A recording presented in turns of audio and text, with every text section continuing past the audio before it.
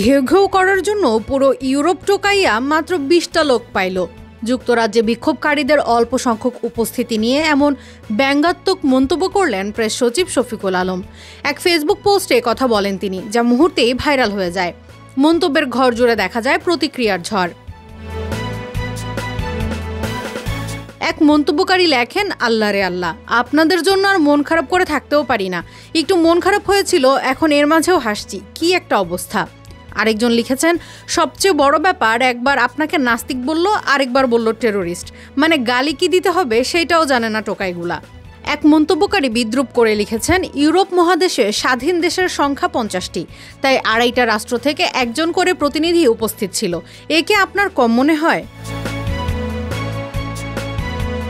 প্রধান উপদেষ্টা ডক্টর মোহাম্মদ ইউনূসের রাষ্ট্রীয় সফরে যুক্তরাজ্যে অবস্থানকালে তার বিরুদ্ধে কিছু প্রবাসী বিক্ষোভ সমাবেশ করেছে। ক্ষুদ্র পরিসরে এই প্রবাসী বিক্ষোভের ঘটনাকে ঘিরে সামাজিক যোগাযোগ মাধ্যমে চলছে আলোচনা আর ব্যঙ্গাত্মক প্রতিক্রিয়া। সেই আলোচনায় এবার সরব হলেন প্রধান উপদেষ্টার প্রেস সচিব শফিকুল আলমও।